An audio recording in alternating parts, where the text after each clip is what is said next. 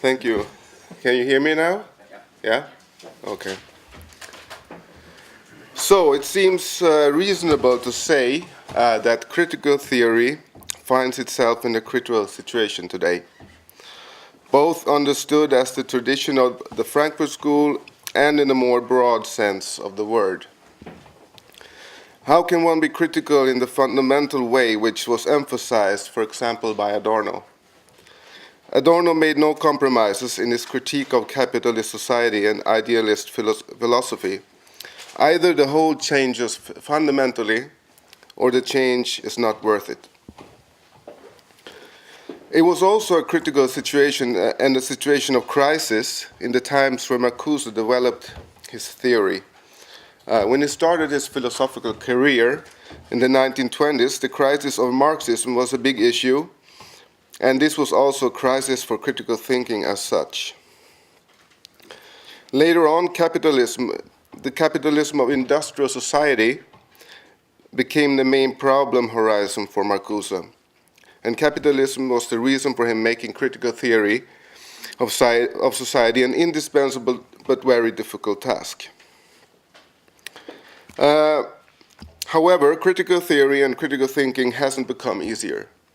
But still, with the straightforward style of Marcuse's thinking and writing, which I suppose he is using in order to make the implementation of his ideas easier, Marcuse could be useful, for example, social movements and activists of different sorts today. Still, the risk of being implementable is, in my view, that the easier it is to put a theory in action, the more problematic the theory risks to be, because it then needs to be compatible with the predominant society. This might be the tragic situation of critical theory in general, but maybe for Adorno in particular. Either the need for change is a demand for a change that is so fundamental that it gets impossible, or the possible changes are not changing enough, but staying within the boundaries of the existing society. Today it seems very difficult to find a critical position from out of which it is possible to formulate a fundamental critique. Already initially, the risk seems impending that critique becomes untrustworthy because it will end up in some sort of a performative contradiction. This is because it is harder for the critique to draw a clear line between the critique and the problem addressed. Thinking seems doomed to reproduce a great deal of that which it seeks to criticize. So when critical theory formulates its critique, it often ends up in advocating what it wants to problematize. So when it comes to Marcuse's thinking, one can say that his often optimistic view on the possibility of realizing philosophy is problematic. But on the other hand, one could argue that the need for change, for the change that Marcuse puts forward, is even more acute today. And this could result in that the Marcusean judgment over our time would be more critical than our judgment over him and his time. So this was just some general remarks on the current situation of critical theory, but the focus of my talk today will be on the Hegelian Marxism of Herbert Marcuse, with special emphasis on the question of dialectics. But this also means that I focus on Marcuse's critical theory, since I think his critical thinking precisely can be described as Hegelian Marxism, and the dialectics, according to Marcuse, are essential for the possibility for theory to be critical.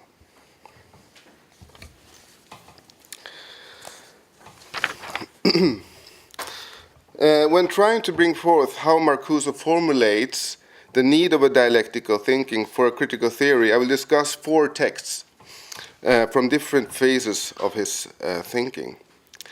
I will depart from the text Zum Problem der Dialektik 1 from 1930 and Zum Problem der Dialektik 2 from 1931, in which he is discussing the need for dialectics. Thereafter, I will say something about his second Hegel book, Reason and Revolution, from 1941, although this book is maybe a little too introductory to Hegel's thinking and with less applied discussions on the political role of dialectics.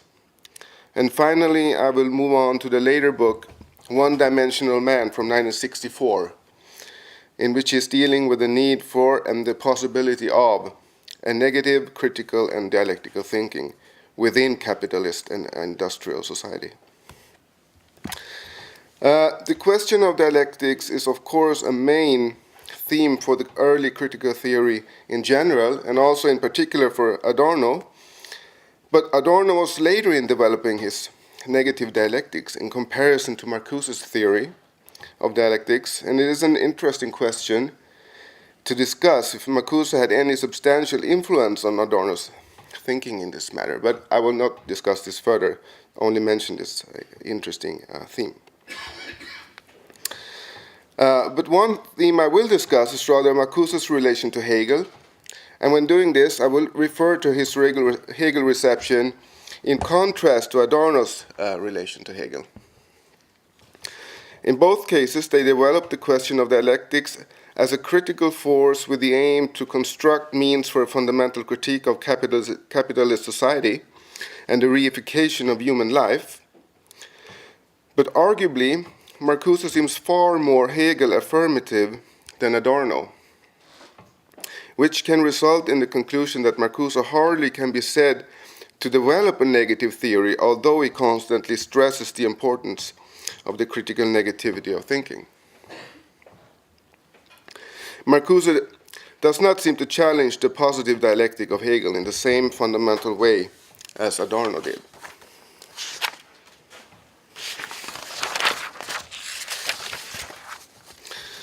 Okay, so now I'm starting with the discussion of the early texts of Marcuse on dialectics and beginning with the first essay on the problem of dialectics. Marcuse's first text on the problem of dialectics is not as developed as the second, but emphasizes a point that is remaining essential through his whole work. Marcuse writes in accordance with Hegel that both historical reality and philosophy are dialectical in themselves. Dialectical thinking is not just a method and a means to address a homogeneous reality, but rather a dialectical way of thinking and focusing from out of a contradictory reality. At the same time, one can say that it is reality that makes its own questions acute for thinking. Marcuse assumes Hegel's idea that dialectical thinking expresses and presents the necessary movement of reality itself. So this becomes the argument in the sake of dialectics. Not thinking dialectically would mean to be unable to address the contradictory reality of capitalist society and the thinking resulting from it. So it is in Hegel that Marcuse finds the concept of dialectics as a historical principle of becoming. Reality and thinking are becoming precisely as being dialectical. And according to this understanding of dialectics, the particular negates itself in order to become a part of a higher level of being. Marcuse therefore seemingly understands dialectics as such as turning the particular into a part of the movement of the whole. In this text, Marcuse's formulations of the nature of dialectics stay very close to Hegel and hasn't really developed a clear own agenda in this matter yet, even though he ends up in a critique of Hegel through Marx. In Marcuse's eyes, Marx develops a concrete dialectic that is different to Hegel's abstract philosophy and can lead to a genuine and historical situated realization of human life. And although one can say that Marcuse, so to speak, remains on Marx's side because of the concrete dialectic Marx offers, Marcuse always returns to Hegel in order to formulate his idea of critical negativity. So the combination of Hegel and Marx seems very important, and this is what can be viewed as Marcuse's Hegelian Marxism, although this is not a concept Marcuse uses or discusses himself. Okay, I'm coming to the second text on the problem of dialectics, and here Marcuse's formulations get more developed, one can say. But still, Marcuse discusses the nature of dialectics in terms very close to Hegel.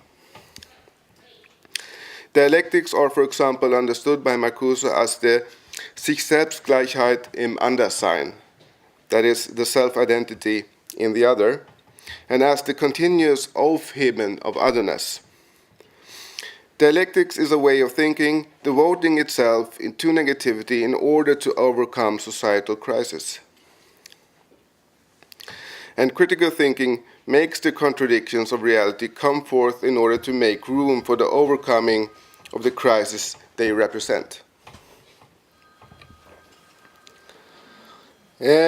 Marcuse claims to rehabilitate Hegel's dialectics through the perspective of Marx. According to Marcuse, Hegel founded the adequate understanding of history, but then concealed it again. Ultimately, Marx rediscovered it. In Hegel's late thinking, history is reduced to a mere moment of the absolute spirit.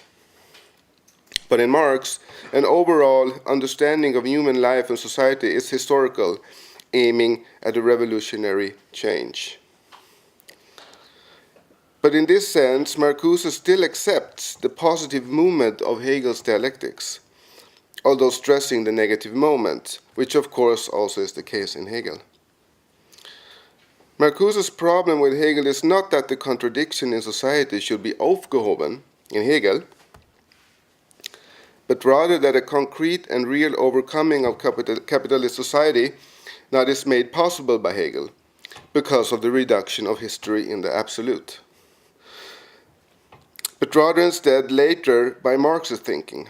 For Marcuse, the question of Aufheben is not problematic as such.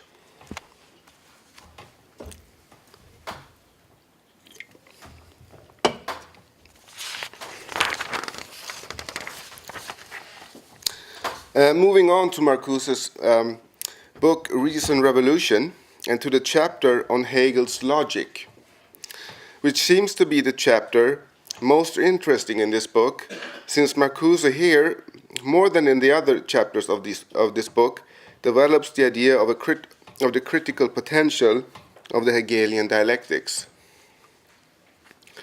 For Marcuse, the Hegelian logic is not an ideal logic, but a material one. In Marcuse's eyes, Hegel's thinking doesn't accept the idea of a complete and ready-made world outside of thinking, and with which thinking then has to engage. Hegel's thinking rather points to the need that all existing forms of reality and society are negated and destroyed. The task of logics therefore becomes dialectical, since it seeks to put into motion a process of negation and cultivation of predominant forms of existence in order to set free immanent potential of reason. This means that in Hegel, the existing forms of reality carry a potential for other forms of reality. And it is the dialectical character of Hegel's logic which, according to Marcuse, makes this visible and turns it into a possible development. With Hegel, it is, for Marcuse, possible to think reality as pregnant with the new. So now I'm moving forward to one-dimensional man.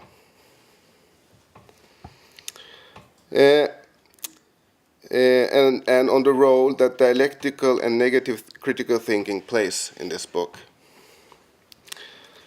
The concept of dialectics is not so frequently used in the book, but the question of negative and two-dimensional thinking is made crucial and can be viewed to stand for the same issue. In One-Dimensional Man, Marcuse seems more pessimistic than in his other and earlier texts when it comes to the possibility of overcoming the capitalist and industrial society. But nevertheless, a main purpose of the book is to search for ways of thinking this possibility, and for this purpose, dialectics play a decisive part. Marcuse understands capitalist society as a one-dimensional society, lacking the developed potential of a critical and two-dimensional thinking. Society has, on the one hand, the ability to prevent and paralyze all social transformations by channeling them into limited and established forms of critique. On the other hand, Marcuse claims the existence of societal forces that could break through these limitations. One can say that society, therefore, inherently and potentially is two-dimensional, whereas simultaneously made one-dimensional. And dialectical thinking should aim at deliberate these contradictions and turn them into a platform for critique. The problem is that the one-dimensional tendencies in thinking and reality incorporate the triumph over the contradictions in social reality.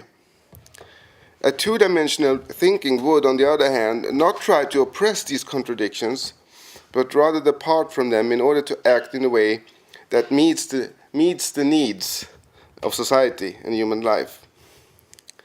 And with the help from a two-dimensional thinking, that is dialectical thinking, it is, according to Marcuse, possible not only to address and acknowledge the contradictions and problems of society, but also to challenge society with counter-images of different sorts. So dialectical thinking develops counter-images from out of the inherent negativity of society. This means that Marcuse, in One-Dimensional Man, makes a strong case for dialectics and negative two-dimensional thinking, and he also, in a limited way, refers to Hegel as a fruitful inspiration for the sake of dialectics. Here Marcuse formulates it as important how dialectics in Hegel is letting itself be led by the nature of the object. Although Marcuse in different texts criticizes Hegel for being abstract, Marcuse here writes that Hegel's thinking stands for the engagement of logic in the object. Dialectical logic must not be afraid of its object, but thinking must rather be a way of speaking for the object and of letting the historical reality enter the concept and forming the concept from out of its needs. So thinking gets dialectical and critical by absorbing the contradictions of reality and letting them speak through theory.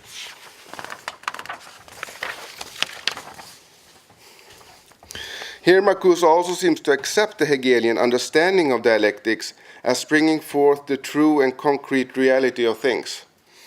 This is possibly a problem in Marcuse's thinking of negativity, since he doesn't seem to acknowledge the risk of the particular being absorbed in this positive Hegelian movement of the truth.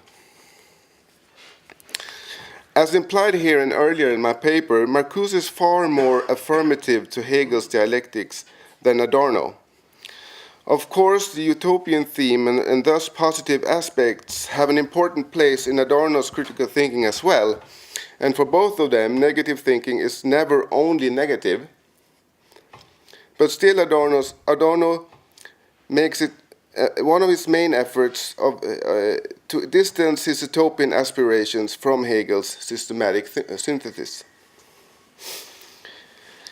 Marcuse's thinking, on the other hand, although the negativity, as we have seen, is stressed continuously in his texts, doesn't after all seem to deserve to claim the title of negative dialectics.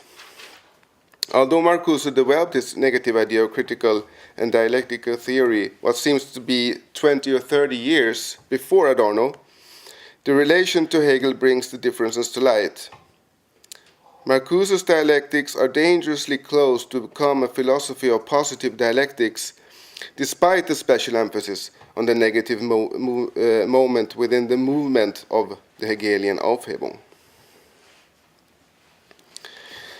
Marcuse becomes, though, more critical towards Hegel in a very late stage of his thinking, namely in the text on the concept of negation of dialectics from 1966. That is after One-Dimensional Man, and the same year of Adorno's negative dialectics. Here his crush on Hegel seems to turn into a critical awakening. Marcuse now instead stresses the conformist tendencies in Hegel's thinking, which depart from the sheer appearance of negation. The negation in Hegel is no real negation for Marcuse at this point. This has the result that Hegel's dialectics, and this argument is very close to Adorno, rather is stabilizing the current state of society instead of being a source for change. But Marcuse holds on to Hegel in the way that he thinks that the different negative aspects of Hegel's thinking keep their critical potential, although they're used by Hegel to maintain the societal status quo.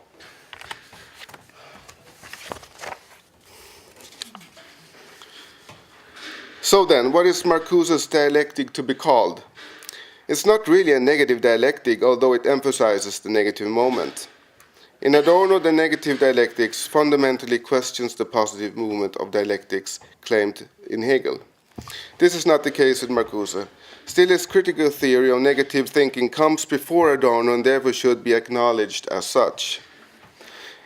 His main purpose by developing his theory of negativity in society and theory is of a revolutionary kind, so his aim cannot be said to have been to lead society into a new closed but utopian system.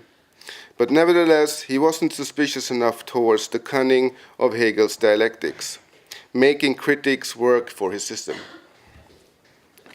In contrast, negative thinking must, in Adorno's view, make everything to avoid being a function within a system, but rather be showing that every closed system is a facade. Marcuse believes in the possibility of being a kind of a Hegelian and a system critic at the same time. Maybe this could be possible, but it has to be problematized more than Marcuse does it. And of course, Marcuse sees the danger of critique being absorbed in and by society and to be channeled into controlled forms in one-dimensional man. But he doesn't seem to see this as a problem of Hegel. Adorno, on the other hand, sees precisely this model of integrating and thereby choking critique as having a main ambassador in Hegel's system. To sum up, Marcuse sticks to dialectics through almost his whole work and sees as the main feature of dialectics the dimension of negativity in society and thinking, which the critical and therefore also negative thinking takes as its starting point for the critique of capitalist and one-dimensional society.